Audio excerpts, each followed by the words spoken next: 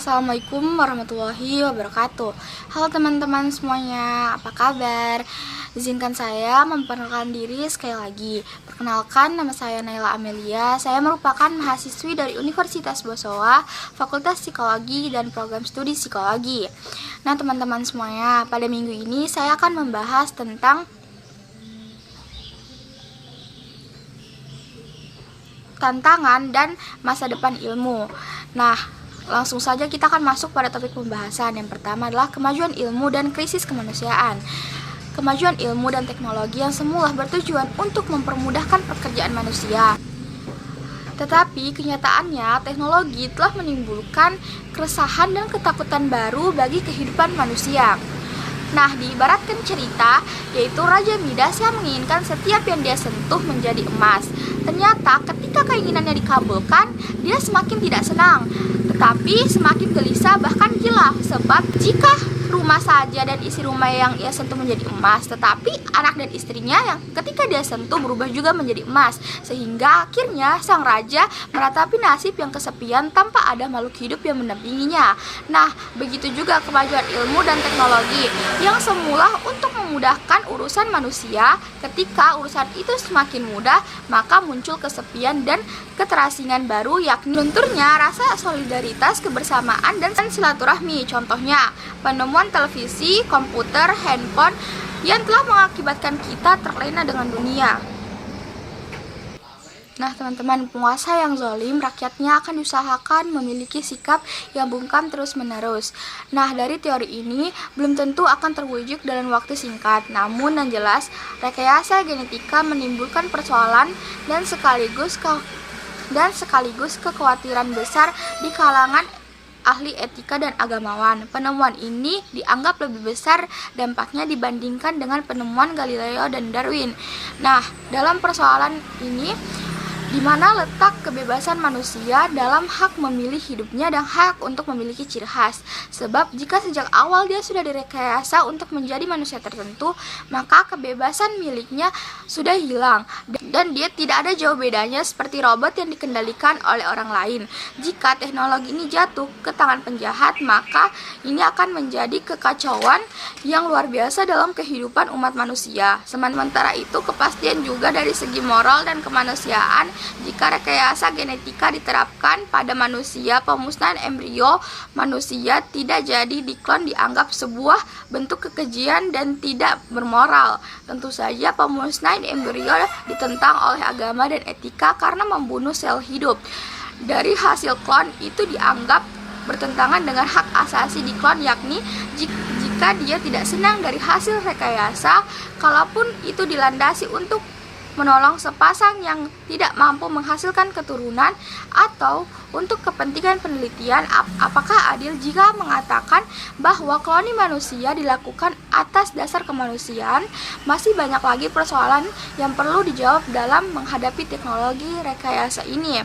Nah, lalu krisis kemanusiaan tidak saja terjadi akibat teknologi maju, tetapi ada juga akibat dari kecenderungan ideologi dan gagasan yang tidak utuh. Contohnya ide dan gerakan aspirasi yang dikumandangkan oleh para penggerak fanatisme yang mendorong agar manusia diberikan kesempatan yang sama di area publik dengan pria.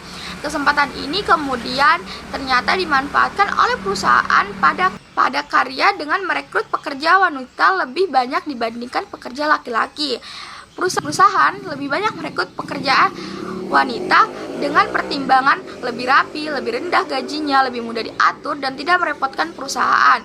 Akibatnya, kaum laki-laki susah mendapatkan pekerjaan dan implikasi lebih lanjut rumah tangga menjadi berantakan karena perempuan lebih hebat dari laki-laki. Umat manusia sekarang amat tergantung dan dimanjakan oleh teknologi. Ketergantungan yang terus-menerus menjadikan dia terlena dengan ekspektasi dirinya sendiri yang bebas dan kreatif. Dia kemudian tidak sadar dipenjarakan oleh teknologi itu sendiri sehingga menjadi tidak kreatif dan relaktif lagi. Contohnya, teknologi layar membuat manusia tergantung pada layar. Bahkan kalau handphonenya rusak atau komputer rusak, maka dia akan sangat repot karena semua urusan ada di sana, mulai dari agenda harian sampai proposal mega proyek. Nah, jadi teman-teman, jika sebelum ditemukan teknologi, manusia terpenjara atau ditentukan oleh alam dan Tuhan, maka majunya teknologi, mereka terpenjara oleh teknologi itu sendiri. Dengan kata lain, semakin maju teknologi, maka semakin banyak pula aspek yang memenjarakan manusia. Dulu, alam adalah penjara sehingga manusia hanya bisa bepergian dalam radius tertentu dan tidak bisa keliling dunia. Manusia juga dibatasi oleh hukum alam yang tidak bisa terbang. Namun, kini keterbatasan itu bisa diatasi dengan teknologi. Begitu juga dengan pengertian fatalisme dalam agama. Manusia dibatasi oleh kehendak Tuhan yang mutlak. Ibarat permainan wayang, manusia hanyalah wayang dan dalangnya adalah Tuhan. Perbuatan manusia merupakan perbuatan Tuhan, baik pada tingkat kekuasaan, kemampuan, maupun perbuatan itu sendiri. Nah, setelah ditemukan kemajuan teknologi yang begitu hebat, ternyata tanpa disadari teknologi itu pun memenjarakan manusia. Artinya, penjara manusia tidak berkurang dengan kemajuan teknologi, tetapi semakin bertambah. Pada konteks inilah manusia perlu disadarkan dari penjara yang bernama teknologi. Manusia harus sadar bahwa teknologi bukan tujuan, tetapi sekedar sarana untuk memudahkan urusan manusia. Oleh karena itu, dalam beberapa hal, kita perlu membebaskan anak-anak dari pengaruh layar, agar mereka tidak tergantung dan terpenjara oleh layar. Acara di layar TV adalah realitas yang sudah direkayasa, meskipun berita itu terjadi secara real, seperti banjir dan gempa bumi. Gempa bumi yang ditayangkan oleh televisi adalah hasil rekayasa dan tidak utuh. Televisi hanya menampilkan gambar dari sudut yang mengerikan saja, bahkan mendramatis peristiwa itu melebihi dari kenyataannya. Nah, teman-teman, selanjutnya kita akan membahas agama, ilmu pengetahuan, dan masa depan kemanusiaan.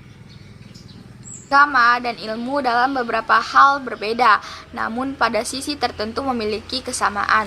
Agama lebih mengedepankan moralitas dan menjaga tradisi yang sudah mapan, yaitu ritual, cenderung eksklusif dan subjektif. Sementara itu, ilmu selalu mencari yang baru, tidak terlalu terikat dengan etika, progresif dan bersifat inklusif dan objektif. Kendati agama dan ilmu berbeda, keduanya memiliki persamaan, yakni bertujuan memberikan ketenangan dan kemudahan bagi manusia. Agama memberikan ketenangan dari segi batin karena ada janji kehidupan setelah mati, sedangkan ilmu memberikan ketenangan sekaligus kemudahan bagi kehidupan di dunia. Agama mendorong umatnya untuk menuntut ilmu. Hampir semua kitab suci menganjurkan umatnya untuk mencari ilmu sebanyak mungkin.